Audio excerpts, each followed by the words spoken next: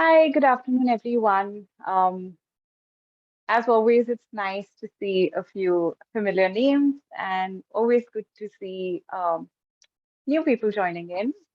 Um, Hi, my name is Devina Nigam. I'm a consultant at Atma. Little bit about us, we're an organization that supports NGOs to become stronger by building capacity and creating systems and processes to solve common organizational development issues that they may be facing.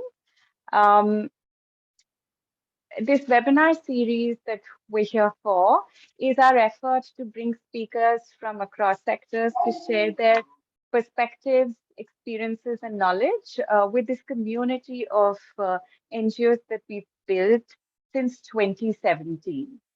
Um, Today's webinar will throw light on the collaboration between Teach for India, TFI, and the Indian School of Business that leverage statistical and analytical techniques to strengthen the recruitment process at TFI. There was a case study that was done, and our speaker will be talking about that. In this session, we will touch upon few things, including ways to improve recruitment effectiveness and efficiency through statistical and analytical techniques. Um, how leveraging experiential events um, in improving can help improve candidate experience and investment. Um, Exploring the benefits of essentially partnerships between nonprofits and academia researchers. Um, I'd like to invite our speaker, Aditya Malia. Aditya leads Teach for India's Mumbai City operations as city director. He has served in this role since June 2020, before which he led Teach for India's strategy and learning team. He's been with Teach for India since 2016. Um, Before Aditya moved to the education sector, he worked for 5 years in manufacturing and managing consulting roles at ITC and Deloitte Consulting, respectively. Very wide range, if I may say so, of experience. Um, he is also an alumnus of the National Institute of Technology, Jalandhar, and ISB, the Indian School of Business, Hyderabad. Our second speaker for the day, Professor Soni, regrettably will be unable to join the session. He's had to undertake a last-minute overseas travel that was unavoidable and sends his regard and regret for not being able to attend this session. But which also means that we get to hear Aditya for the next 40 minutes. He's going to share his experience of working with Professor Soni and the teams from both the ISB and TFI, and perhaps we'll bring in a few anecdotes of him working with a couple of other researchers as well. Um, Please feel free to share your comments, questions in the chat box. We will get an opportunity to ask those questions, throw those questions at Aditya towards the end in the Q&A session. With that, over to you, Aditya. Thank you so much, Devina. I hope everyone can hear me. Great. So really excited to spend this next hour with all of you, and thank you so much for having me here, Devina. I think I just want to reinforce what Devina said about Professor Soni. I think both of us were looking forward to kind of doing this together, but unfortunately he had to travel last minute abroad, and he wanted me to convey his apologies as well. But yeah, I think that just gives me more time to speak and spend with all of you. So excited about that. So what I'm going to do is I'm going to go ahead and share my screen because I have a few slides prepared. I'm just going to go ahead and do that now.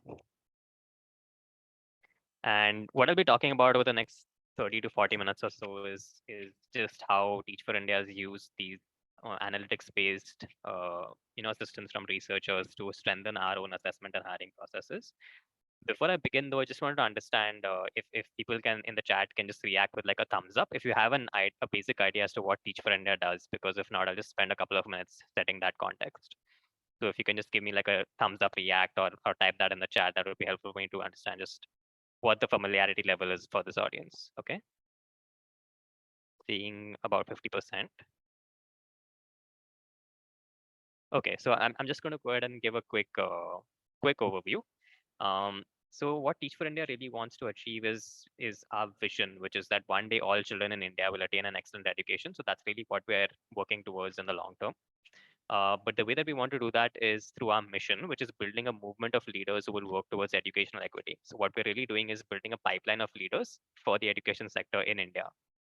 And the primary mechanism by which we do that is our flagship fellowship program. So I think most of you would have heard of Teach for India's fellowship program. So what we do is we hire people who are interested in working in education, and we place them as teachers for 2 years in low-income schools, both government schools as well as low-income private schools. So they're working as teachers for a full period of 2 years essentially, and uh, that achieves two things. In the short term, it provides these schools with teachers who will help them achieve student outcomes in the short term. But in the long term, what we're also doing is developing leaders for the sector, because a 2 year experience in a school like that is a fundamentally transformational experience for a fellow. So when a fellow spends 2 years teaching in a low income classroom, that gives them a sort of ground level view of the education sector, and it helps them understand the education sector from the ground up. And what we see is that around 70% of our fellows after the fellowship choose to stay in education because they want to work in education in a variety of fields, right? And I think some of you on this call might be some of our alumni as well, because I'm seeing a few familiar names. So really, I think this is just to emphasize that what Teach for India really is in the core is a leadership development organization, right? So we want to put leaders into this field of education. And the reason I emphasize that so much is because that just makes our recruitment and hiring processes all the more important, because people are the core of what Teach for India is all about. So with that context, I'm just going to go ahead and tell you a little bit about what our recruitment process looks like for the fellowship program, because I'll just set 5 minutes of that context before I talk about these case studies, because that'll be helpful. So what you see on the left is like what we like to call our recruitment funnel. That's where applicants broadly go through these 3 stages before they join our fellowship program. So stage one is kind of the recruitment process where they apply online, and then they fill out an application form. There are various things that go before that, where our recruiters sort of work really hard on the ground. They make presentations in colleges and offices and stuff like that. We do digital marketing campaigns, but that's all part of the recruitment process. Once somebody's completed an application, they enter the selection part of the funnel, right? So in the selection process, we have various stages. So we have like an AMCAT test where, like that just test for basic language proficiency. We have a phone interview for a few candidates, and all candidates ultimately who cross the phone interview go to the assessment center. So the assessment center is sort of an in-person full day event where candidates come into the assessment center, and we have them do a variety of things like doing a sample teaching or engaging in a group discussion and having a final personal interview. And then a subset of those candidates who show up at the assessment center get an offer for the Teach for India fellowship. And a subset of those people who get an offer end up showing up at our training institute. So that last phase is what we call matriculation, which is essentially making sure that everybody who's received an offer turns up at institute. Right. So three broad stages: recruitment, selection, and matriculation. And the final part is institute refers to our training institute, which is where they learn essentially. It's like a 6-week boot camp where they learn how to become a fellow. Uh, and we do that twice a year. So this is broadly what our recruitment funnel looks like. This is sort of an expanded view of that. So various stages for the candidate. If you're a candidate who's applying to Teach for India, these are the various stages that you'll go through. You'll register on the website, then you'll apply. Once you'll apply, you'll have like an AMCAT that you sort of do just to make sure that you pass the basic language proficiency part to teach in a classroom.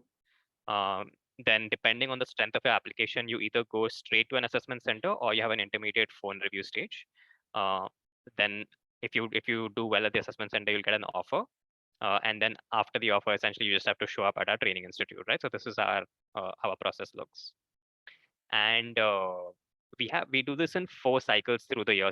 In some years we even done 5 cycles. So we typically start recruitment in July. So that's kind of around, we have 4 deadlines through the year when people can apply. So for example, deadline number 1 would typically be somewhere in like say August to September. People who don't apply in that can apply in deadline number 2, which is typically somewhere around December to Jan.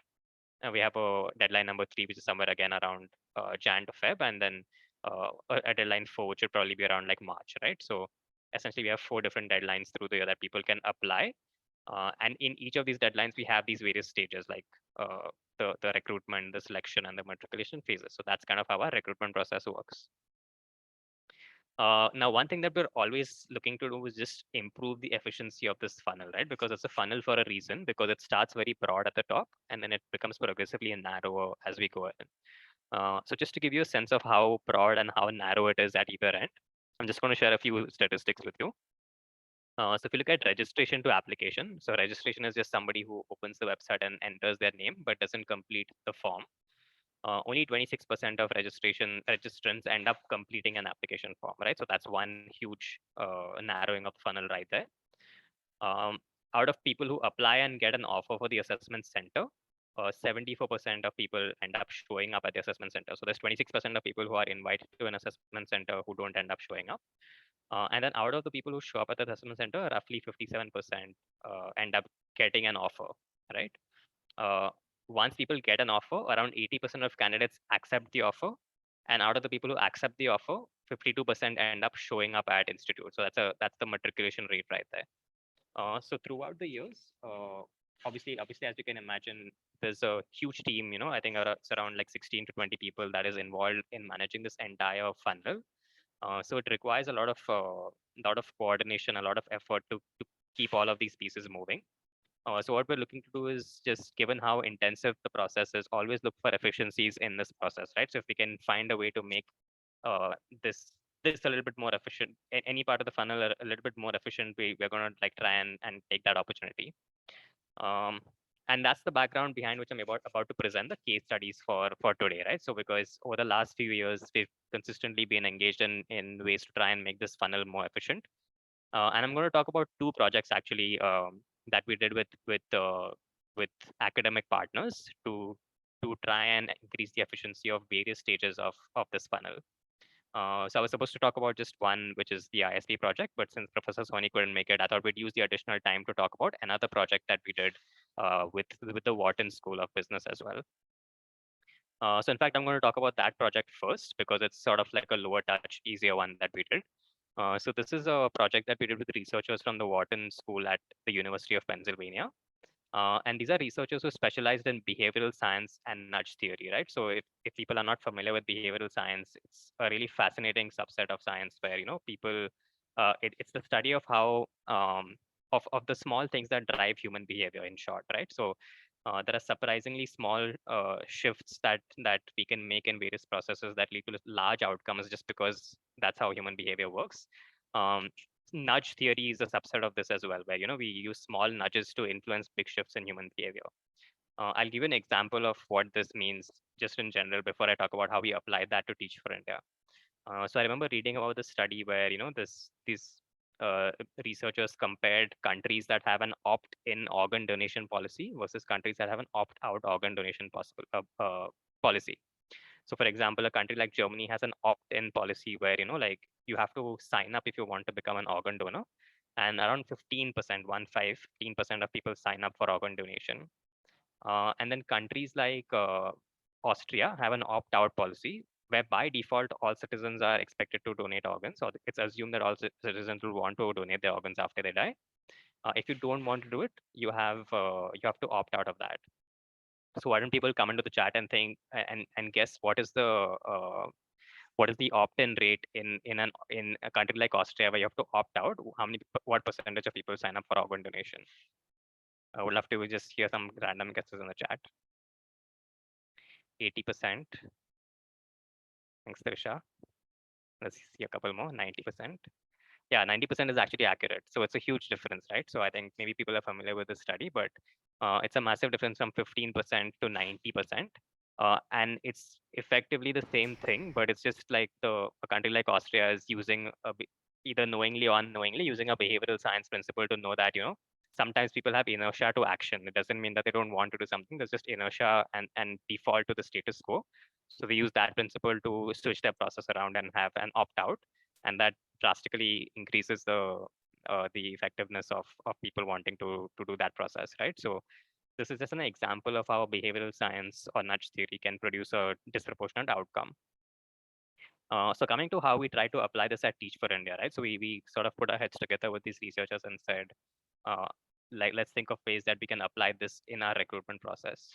And we really came up with three ideas. So we said we think of one intervention at the application stage. We'll think of one intervention at the assessment stage, and one intervention at the offer letter stage. I'll just walk you through each of these right now and tell you what the effectiveness was, right? So let's talk about the application stage first.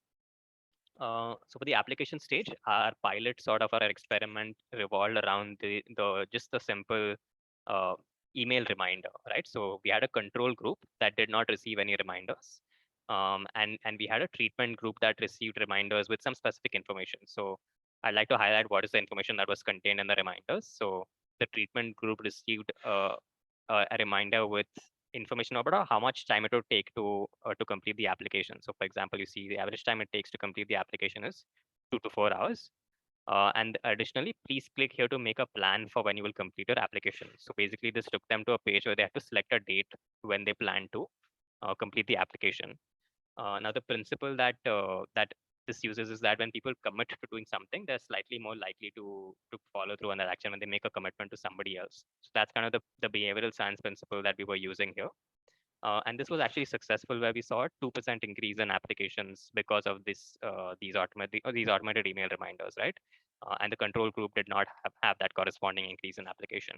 Now, 2% might not sound like much, but with Teach for India, we receive like 15,000 applications per year for the fellowship. So 2% of 15,000 is still a fairly large number, right? So that's just increases the efficiency of that part of the funnel. We did a similar pilot at the assessment center. Again, all of these are just small experiments with like the wording of different phrases and stuff like that. So again, here we had a control group and a treatment group. So the control group just received a normal invitation letter for the assessment center saying, okay, now you've passed the phone interview or whatever, so just show up for the assessment center.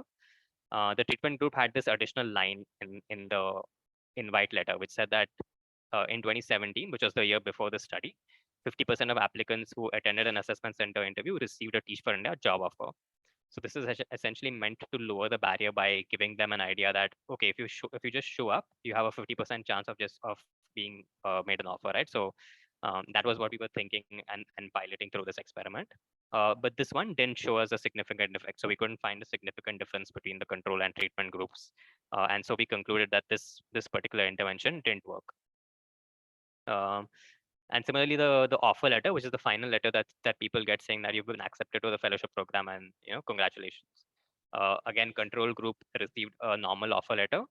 In the treatment group, we added this line saying that alumni from the fellowship have gone on to join organizations like Central Square Foundation, Pratham, and Goldman Sachs, and attend educational institutions like Harvard, Asim Premji University, and ISB, right? So the idea was again to use the principle of social proof, I believe it's called, which is that this is a socially acceptable thing to do, and it's a socially prestigious thing to do because people who attend this program will get have gone on to work in organizations that you find aspirational or educational institutions that you find aspirational. But this intervention or this experiment also did not give us a significant impact. Uh, so that was just these are the three experiments we tried, and all of three were very low cost because you basically are not spending much to try out these things. And one of them we noticed gave us a 2% increase in applications, so we ended up implementing that one, right? So, but very low cost, very easy to implement, and I think just being aware that something like this can have an impact on outcomes is fascinating. And I think once you have that idea, you can start to play around with it. So that's a little bit about the Wharton partnership that we did, and now I'll get into the IC project, which is more complicated than the previous one, right? With the ISP project as well, I think it was the same thing that we were trying to do, which is basically try and find a part of the recruitment funnel that we can improve. So as Devina mentioned, I'm an alum of ISP myself. My manager at the time was also an alum of ISP, and so I think we just got to talking with Professor Soni, who's an operations management professor at the Indian School of Business, right? And initially, it was a fairly broad conversation because at that point of time, Professor Soni was working on something called matching theory. So matching theory is a way of saying, like, if you have set A, which you want to match to set B optimally, what is the statistical way to make that where both sets are matched in the most optimal manner, right? So for example, if you have set A is like a set of fellows, and set B is a set of schools, how do you match uh, fellows to schools in a way that most fellows get an option that they're a preference that they're okay with, and most schools also get a preference that they're okay with, right? So that's kind of how we started the conversation, saying like, can we do something around matching theory?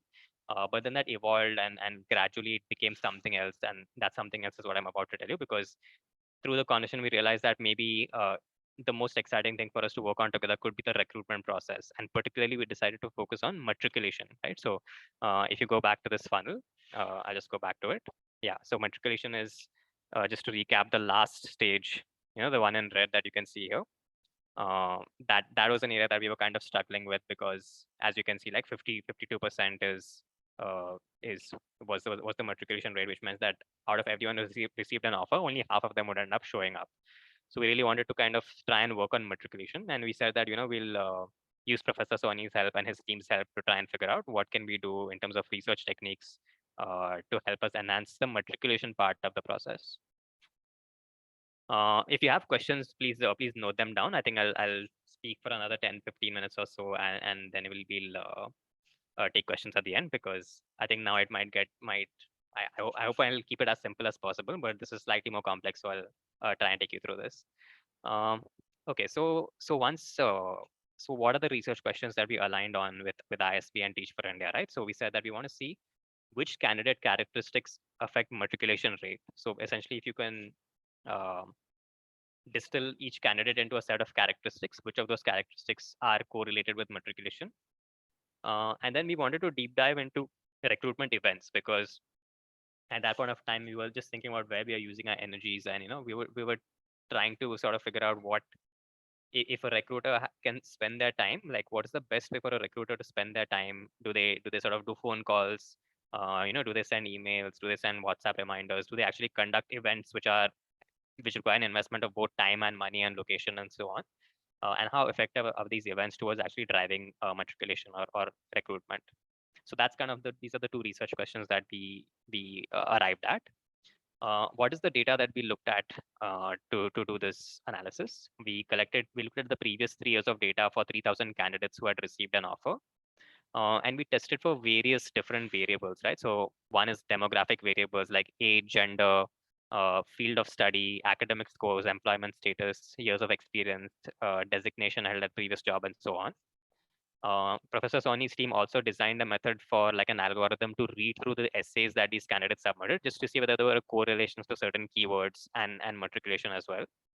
Uh, Teach for India's selection process involves like a selection rubric which has 8 competencies. We looked at correlations between those 8 competencies and the probability of recruitment as well.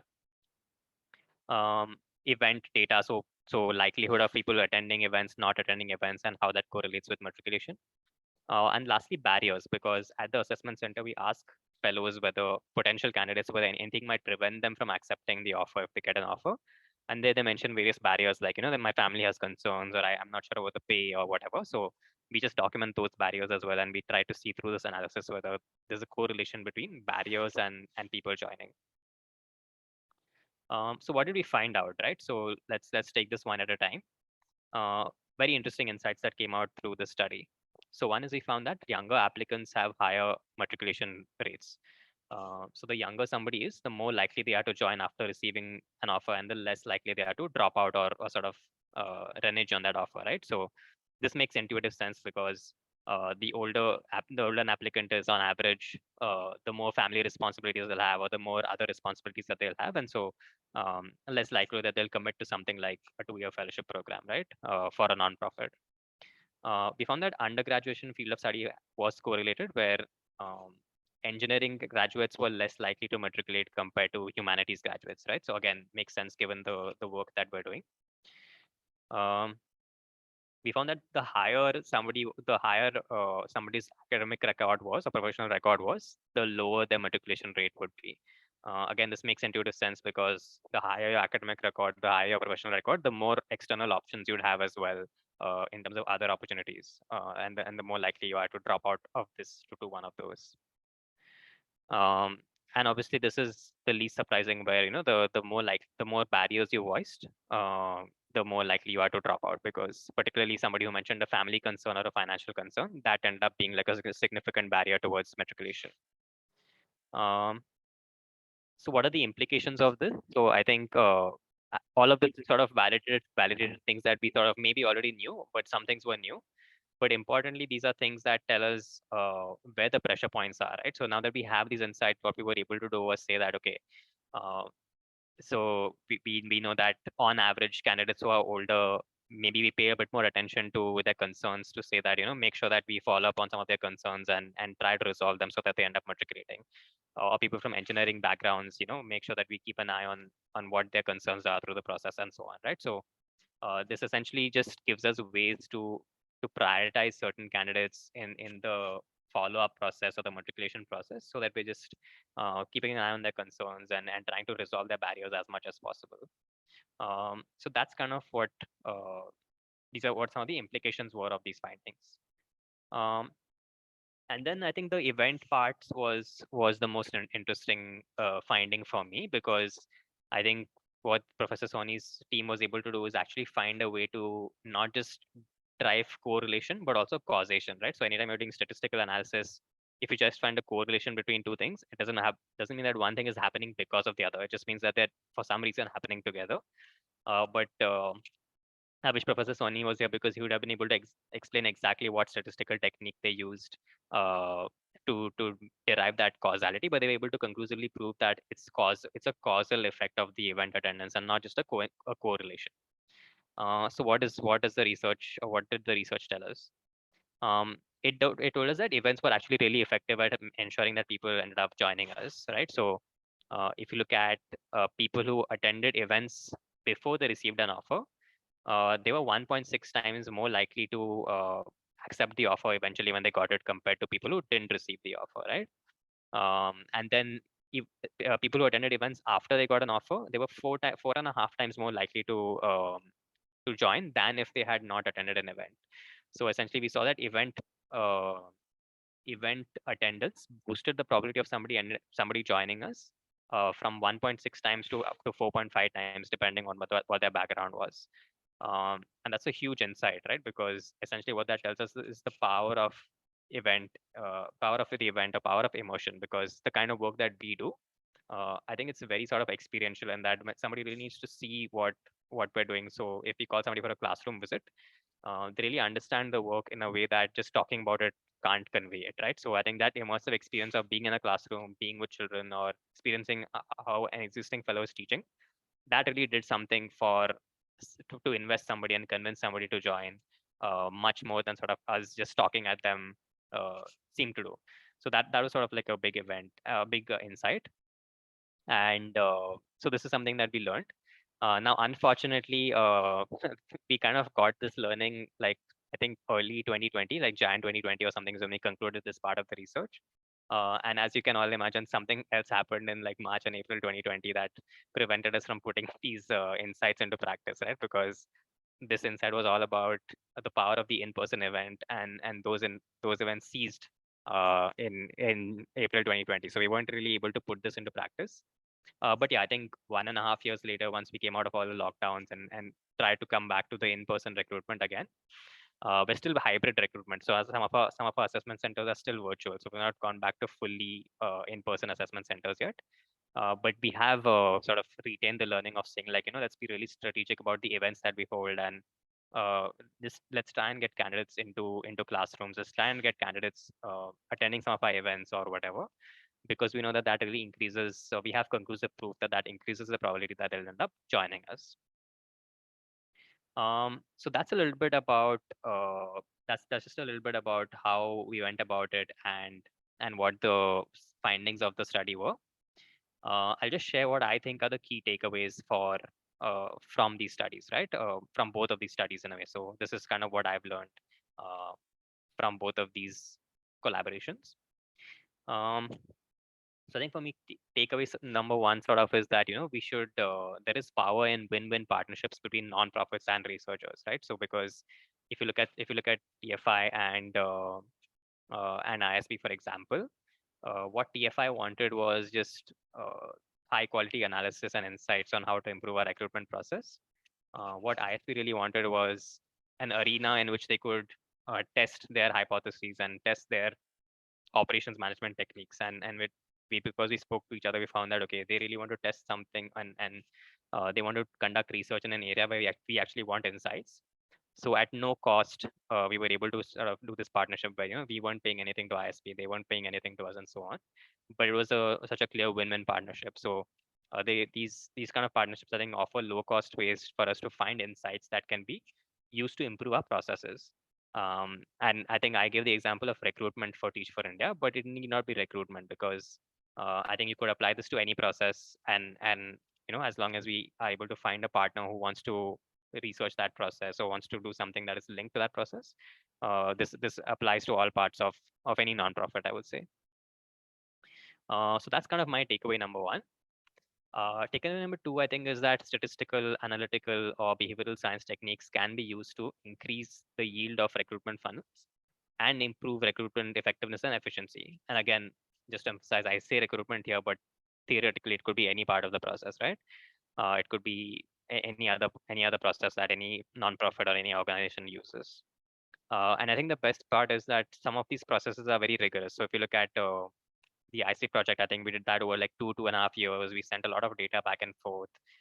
There was a lot of, I would say, intellectually rigorous discussion on like what methods to use, and what's valid, what's not valid, what assumptions can we make. A lot of statistical analysis that they did, a lot of testing and retesting that they did. Once they developed a model, we sort of tested it with the new data to see whether it's predicting it correctly, and so on. So that was very rigorous, and it took like a lot of time and energy. But if you look at the Wharton partnership that we had, that was just like a few months, and it didn't require much effort other than obviously you have to design the pilot and the intervention well, but executing it didn't require that much effort, and that still gave us some result, right? So some methods and techniques like this are rigorous, but some of them are quite simple, and even the simple ones can give you like a big outcome. And I think lastly for me, just the power of recruitment, I think power of experiential events rather. I think particularly for nonprofits, where I think we tend to operate with a lot of constraints, where we may not have the finances to do hiring in the way that for-profits can, right? Or we may not have the finances to pay the salaries that for-profits can. But there are ways for us to unique ways for us to leverage our strengths and still attract good talent. So if you have a talented person who's considering joining, who has two options, they can join like a nonprofit like Teach for India, or they can join a for-profit like any other organization. Teach for India might be able to sort of push that person over the edge, or just sort of convince that person by inviting them to a classroom or inviting them to an event, where they're able to experience the inspiration of like what's happening there, like how the child is learning, how the fellow is teaching, what the actual change that's happening in the children's lives, and so on. That sort of experiential event ends up being quite inspirational, and it can significantly increase the likelihood of somebody joining us. So I think that for me is an important insight that other nonprofits can take away as well, just the power of emotion and the power of experiential events. Yeah, so I think I'll just pause over there. I think that's kind of what I just wanted to cover and share. I'll just pause here and see whether we have any questions. I think I may be slightly ahead of time, but we'll see what questions there are.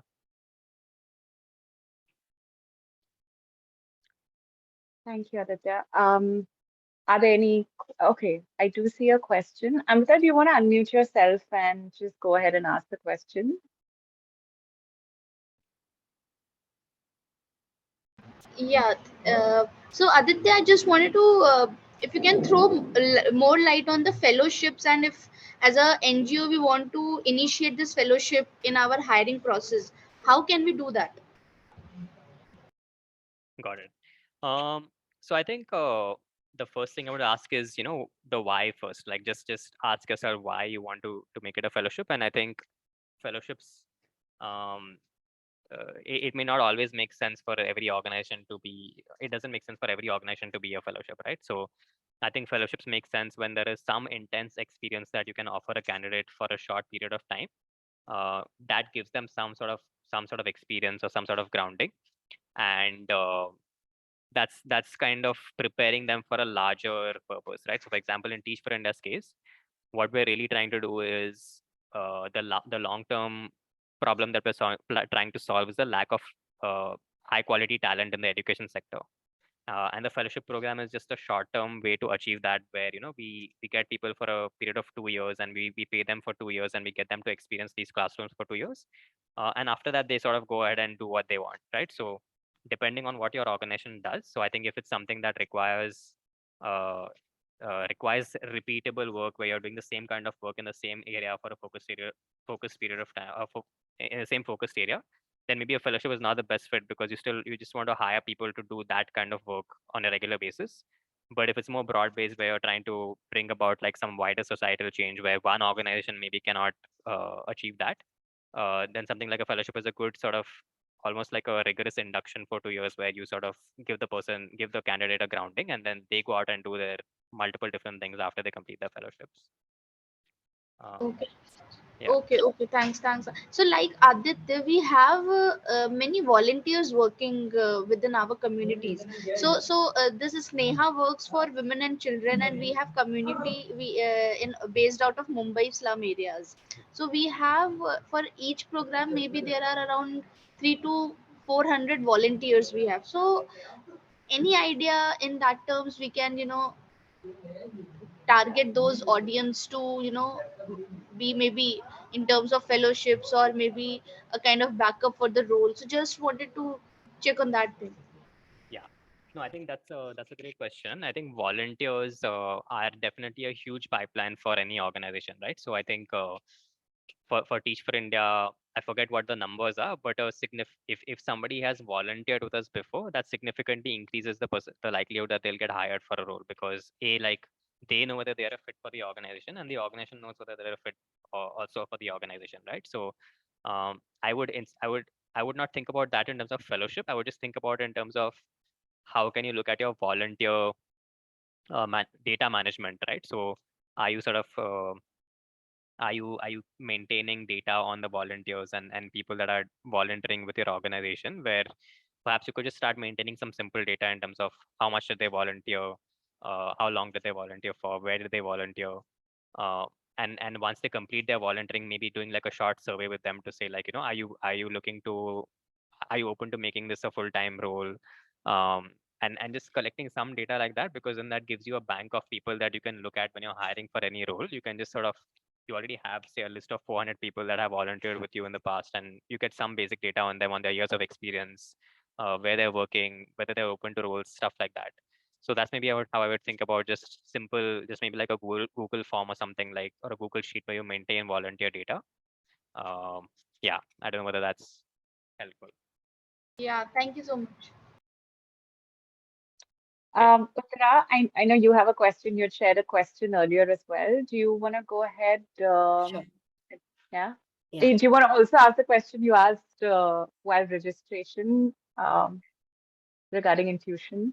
Yeah. So, I mean, I'm coming from the perspective of, so your recruiters are obviously trained to do this, right? So the question that I'd asked while registering was more on the intuition base, that how do your recruiters get trained to do this, to identify the right candidates for it? And then now I'm thinking of also the questions. What are the kind of questions you're asking for recruitment? I'm also thinking that this can be used in other places also, which is recruiting a team, because I feel as a team also you are recruiting leaders in this sector in particular. So Yeah, great question. Unfortunately, I can't share the exact questions that we ask, because that's kind of like you know, given that's very core to how we hire people. We want people to have that experience of coming into the assessment center and hearing those questions for the first time, so that they're not overly prepared for those. So we don't share those questions externally. But I can just tell you the principles that we sort of use there, because I think those principles are applicable for any organization. So I think Teach for India has a very robust selection process. So as I was mentioning, we have these 8 competencies that we test for. And the selection team that we have has done a lot of analysis to prove that, over the years, when we look at fellows who come and go in our program, those 8 competencies really do correlate with how successful they are in the fellowship, right? So uh, I'm just going to make up a competency here. This is not one that we use, but if say the competency is, you know, um, critical thinking, for example, right? So we have data to show that critical thinking fellows that score highly on it versus those that scored low on it in selection. Like we know that the people who score highly are more likely to succeed in the fellowship and so on. So we have that analysis for sort of those 8 competencies. So I think for all organizations, I would just start thinking about, for the core roles, what are the competencies that are that you think are important for success in that role, and maybe just start collecting some data on people who have rated high on that, people who have rated low on that. Is that really correlated with outcomes or not? So that's kind of step 1. And then step 2 is for each of those competencies, then you have specific questions to test for them. So in our interview, we have like a big interview guide that our selectors use, and the that's divided into sections where you first test for this competency, then you ask these questions related to that competency, then the next one and the next one and so on. They also have activities like the sample teaching activity, the group discussion, in which covers some of those competencies. So selectors are extensively trained to say, like, we have something like a rubric. So we have in the guide, we have specific examples for, okay, like what does a 5 on critical thinking look like? What does a 4 on critical thinking look like? And so on. Again, using critical thinking as a hypothetical example, but for those 8 competencies. And selectors go through trainings like every year to refresh themselves to say, like, so that when you're conducting an interview, you're fairly accurate in how you're scoring somebody to on each of those 8 competencies. So that's the role of the selector. The recruiter is slightly different in the Teach for India terminology. So they're 2 different people typically. So the recruiter is somebody who just gets the person to complete the application. Then the selector is somebody who evaluates the application. So the recruiter is the person who will be doing the college presentations, the digital marketing, the cold calls, stuff like that, getting people to apply. And then the selector is the ones who actually select them. Now, I think we've become more sophisticated in the last few years, where there's a lot more coordination between the recruitment and selection team. So it's very important for a recruiter to also be familiar with the selection model, because when they're speaking to candidates, they can already start applying those to say, okay, from what I know about the selection criteria, do I think this person will be a good fit or not? And accordingly, they decide whether to spend more time investing that person or not, right? So we have something called like high potential candidates, for example. So the recruiters are encouraged to spend more time cultivating high potential candidates, just because they'll have a higher likelihood of converting, right? And just sort of use your energies in the place where you're likely to produce the most results. Yeah, does that answer your question?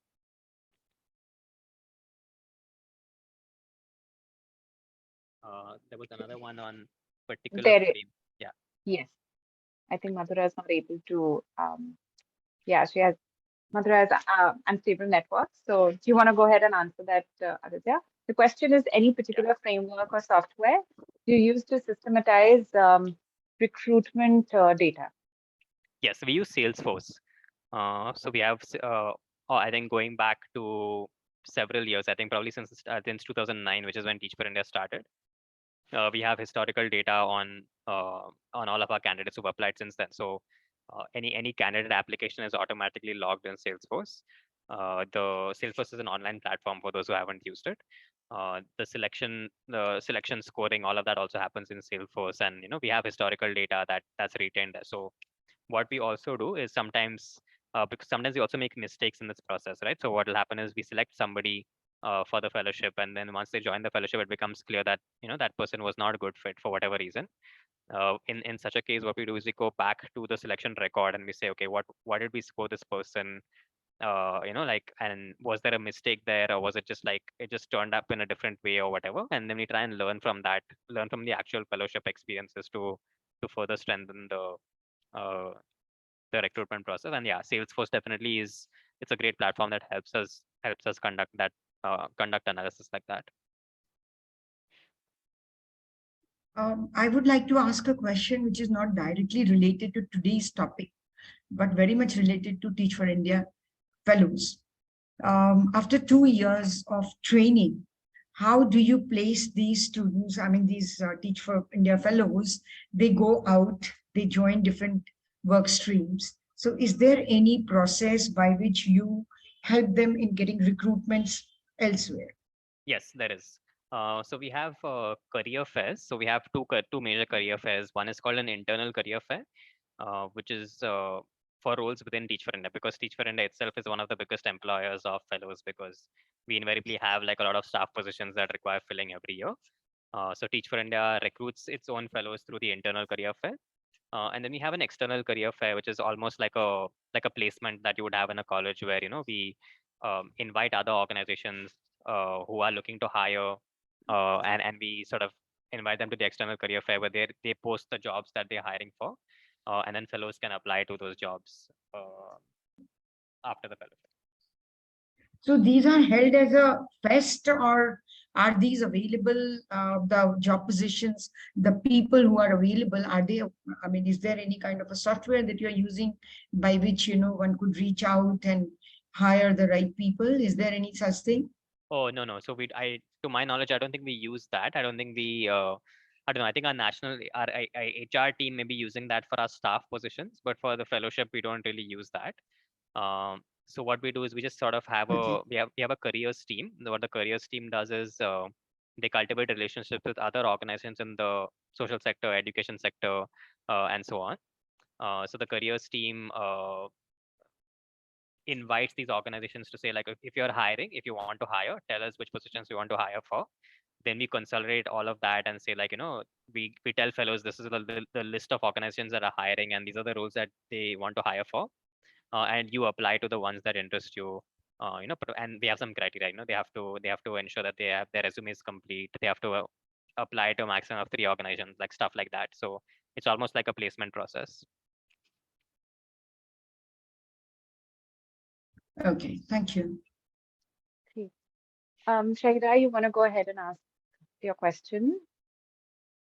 Hi, this is Payal from Action Foundation. So my question is more around the retention than the hiring process. So I'll explain and give you a little bit context about the work we do with facilitators. So our facilitators go on ground and teach. These are some part-times and some are full-time facilitators.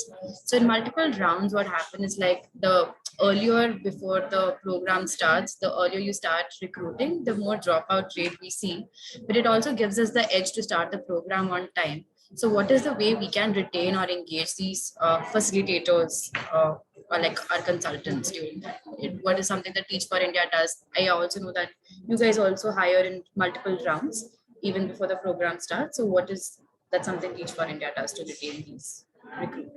Yeah, great point. I think so one is, I do want to acknowledge that we also face attrition, right? So it's not like our attrition rates are very low. I think nonprofit sector in general, attrition is an issue. So I think attrition is something that we want to make lower than it is right now. That being said, I think some things that we do are just like, if you were to, let me just put one slide out back again.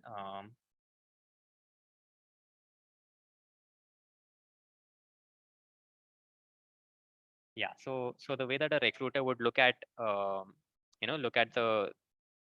fellows is through this lens. So I don't know if you can see my screen yet, but essentially somebody who applies in round 1, this is how their experience looks like, right? So they'll probably receive an offer by October, but then they have a good like 8 months after that before they join, because the academic year will only start in like May, June.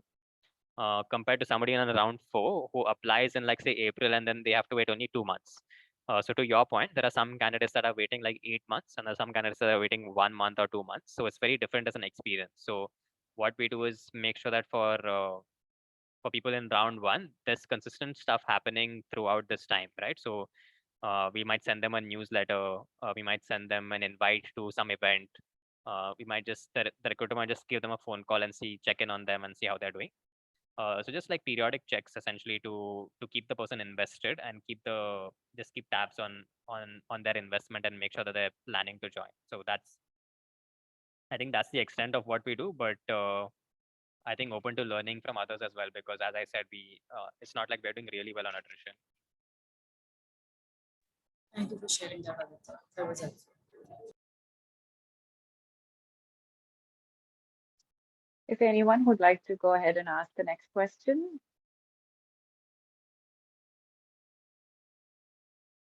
Aditya, I have a question. I have a couple of questions, in fact, for you.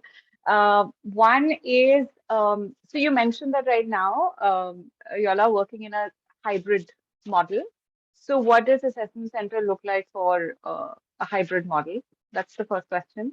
And the second question is, given that the study, the findings reached you all only during the pandemic, so just want to know what are the plans? You know, where I know we've been working now for almost a year and a half uh, uh, since the pandemic, but what's next for TFI with respect to the findings? Is there a plan?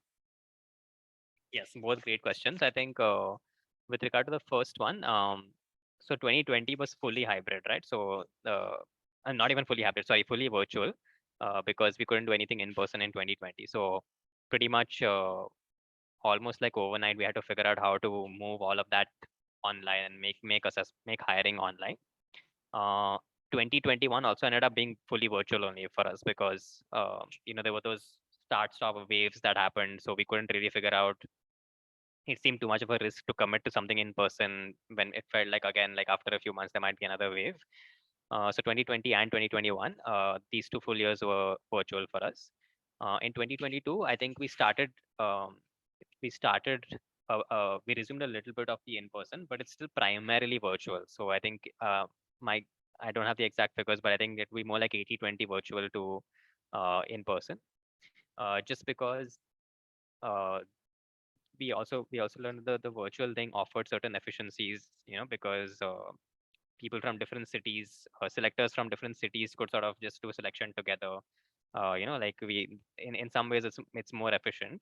But yeah, I mean the in-person experience just has like a power of its own, right? So we said, well, let's phase it back in, and I think now this year we'll increase that ratio even more. So there weren't any experiential events conducted during that time, or was there a virtual version of that During the 2 years, it was a virtual version of it. Yeah. version? Okay, Yeah. okay, okay, Nothing physical. But yeah, I right. think now the last year and a half, or last year, the physical events have been coming back. So we'll invite our candidates to classrooms. We'll invite them to any city events that we're doing, stuff like that. So yeah, I think that's kind of starting to answer the next question now, where I think so one thing that happened is that uh, in one thing that happened in the pandemic rather is that just the power of the in-person thing is something that anyway people realize, which is like like how different it is to have like a conversation online versus a conversation in person. How different it is to have a 50% event online versus in person, right? So that's something that almost became intuition, luckily. Like, so it's something that people really accept now. So I think there's a lot of um, enthusiasm around the idea of doing in-person events, and organically I think people have adopted it. I wouldn't say, like, I mean, it remains to be seen now in how that translates to the numbers, whether that leads to an uh, increase in matriculation or increase in recruitment. Uh, my guess would be that it doesn't, to be honest, just because there's so many other variables, right? So anytime you do a statistical analysis, you're isolating that variable to say, like, if everything else is equal, then event attendance increases the probability, but everything else is never equal, right? So we'll have recruiters who have different levels of experience. You'll have something else that's happening in the external ecosystem, which you have no control over. Whether there's a recession or not in the economy determines also whether other people are more likely to join or less likely to join. So there are all these different things that take recruitment up and down. But yeah, I think in terms of our implementation, I think the learning that we have taken away is just trying to prioritize events as much as possible, particularly for people who are on the fence, right? So when we do our recruitment, we kind of get a gauge of who's really in and who's definitely in, and versus people who will need more convincing, people who might drop out, and so on. So we know that for the people who are on the fence, a powerful way to kind of get them over the fence is just to say, like, come and attend a classroom, right? Or come and just experience what we do. So that's the learning that we've carried over. And we're also right now, actually, I have you to thank for that, because of this webinar, Professor Sonia and I were speaking again, and we actually started talking about, can we do a phase 2 of this and revisit this and say, let's look at it now in the context of 2023 data, and how can we take this forward? So actually, out of this webinar might emerge, like a phase 2 of the project. So glad to hear that. We'd love for you to actually share what emerges from phase 2 as well, because that'll just help us sort of close the loop. But yeah. Any other questions anybody wants to ask, or just share your thoughts on what you've heard today? Thank you, Aditya. So I am Harish from Nalandavi Foundation, Chennai. So we are on the verge of recruiting a person for the partnerships role, and we don't know whether he would take up the offer or not. So I'm going to tell him that we have an event tomorrow, that he could come and attend and take a look at our work and see. So that's something take away from me. Thank you. That's lovely to hear. I'm glad you were able to take something very specific to your context. So wonderful. Anyone else would like to share anything? No, I don't want to share anything. I just want to ask. You said Professor Swami in ISB. What was the Sohani, name of the professor? I'll just type it in the chat. Yes, please. Yeah. Professor Milind Sohani. Okay. Thank you. Thank you very much. Thank you, Kiran. That's raising a hand. Amrita has, yes. Yeah, just a last question, Aditya. Wanted to check, do Teach for India have their, I mean, do they use Naukri portal or other kind of portals for hiring? Not for the fellowship, for the staff role. So the fellowship and staff hiring is slightly different. So for the fellowship, we have these multiple deadlines. We have this entire team that's dedicated to fellowship hiring and so on. So that for that portal, we don't really use that because it's a very sort of intensive activity for fellow recruitment where you have to engage with the candidates. It's not a passive thing where you just put the notice up and people will apply. Staff hiring is a bit more like that. It's more like the traditional organization where we'll put up roles on our page and then people will apply. Then we have an HR team that interviews them and so on. And the HR team also, particularly for the leadership roles, I think for the most senior roles that are vacant, they will I think they may on occasion use the help of talent finders and things like that. So I think we'll use it for a few select staff roles, but not for the fellowship. Okay. Thanks, Aditya. Thank you. Great. I think with that, we could wrap this up. I've shared the link to a feedback form. I'd love for you to share your feedback about the session. You'll also find Aditya's email ID in the feedback form. Should you have questions or you just want to chat up with Aditya, please feel free to do so. Use the email ID. I've already offered that, Aditya, on your behalf, that they can reach out to you for a chat as well. But thank you so much, everyone for joining us today. Hope like Harish, you're able to take some learnings back with you. And have a great rest of the day, and we'll see you next month. Thank you. Thank you so much, Devina, and thank you everyone for staying engaged for a full hour. I really appreciate it, and great questions. Do a +1 to what Devina said. If you have any questions, please reach out to me via email. Be happy to chat with any of you. Thank you very much, Aditya. Thank you, David.